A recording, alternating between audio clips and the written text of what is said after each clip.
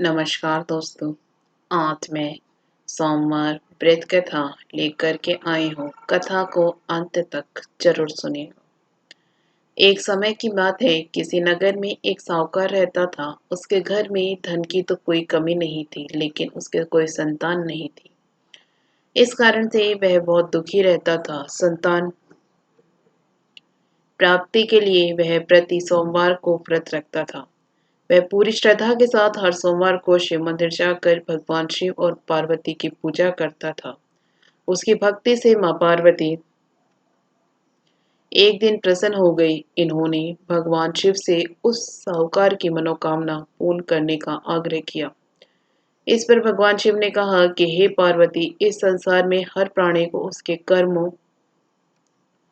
का फल अवश्य मिलता है। जिसके भाग्य में जो हो उसे भोगना ही पड़ता है। लेकिन माता पार्वती ने साहूकार की भक्ति का मान रखने के लिए भगवान शिव से एक बार फिर इच्छा जताई। शिवजी ने माता पार्वती के आग्रह पर साहूकार को पुत्र प्राप्ति का वरदान तो दिया, साथ ही यह भी कहा कि उसके बालक की आयु केवल 12 वर्ष ही होगी। साहूकार माता पार्वती और भगवान शिव की बातचीत को सुन रहा था। उसे भगवान के इस बात से ना तो खुशी थी और ना ही दुख। वह हमेशा की तरह शिवजी की पूजा करता रहा। कुछ समय बीत जाने के बाद साहूकार के घर एक पुत्र का जन्म हुआ। जब उस बालक की उम्र 11 वर्ष हुई तो उसे पढ़ाई के लिए काशी भेज दिया गया। साहूकार ने पुत्र के मामा को बहुत सारा धन देकर उसे काशी विद्या प्राप्ति के लिए ले जाने को कहा। साथ ही मार्ग में यज्ञ कराते हुए जाने का आश्वासन दिया। साथ ही यज्ञ स्थल पर ब्राह्मणों को भोजन कराने और दक्षिणा देने को भी कहा। दोनों मामा भांजे साहूकार के निर्देश अनुसार यज्ञ कराते और ब्राह्मणों को दान दक्षिणा देते काशी की ओर चल पड़े। रात में एक नगर पड़ा जहां किसी राजा की कन्या का विवाह हो रहा था, लेकिन जिस राजकुमार से उसका विवाह होने वाला था वह एक आंख से काना था। राजकुमार के पिता ने अपने पुत्र के काना होने की बात को छुपाने के लिए एक चाल सोची। साहूकार के पुत्र को देखकर उसने सोचा, क्यों ना इस लड़के को दूल्हा बनाकर राजकुमारी से विवाह करा दूं। विवाह के बाद इसको धन देकर विदा कर दूंगा। फिर राजकुमारी को अपने नगर ले जाऊंगा। इसी तरह वह साहूकार लड़के को दूल्हे के वस्त्र पहनाकर राजकुमारी से विवाह करा दिया।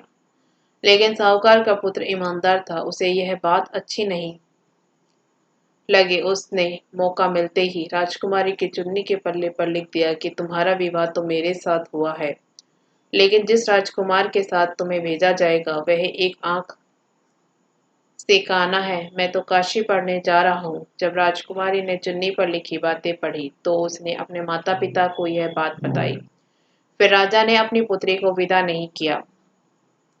बारात को वापस लौटा दी गई। दूसरी ओर मामा के साथ साहूकार का पुत्र काशी पहुंचा। वहां जाकर उन्होंने यज्ञ किया। जब लड़के की आयु 12 साल की हुई उसी दिन यज्ञ रखा गया। लड़के ने इस दौरान अपने मामा से कहा कि मेरी तबीयत कुछ ठीक नहीं लग रही है। मामा ने उसे अंदर जाकर सो जाने को कहा। शिवजी के वरदान के अनुसार कुछ ही देर में उस बालक ने प्राण निकल गए।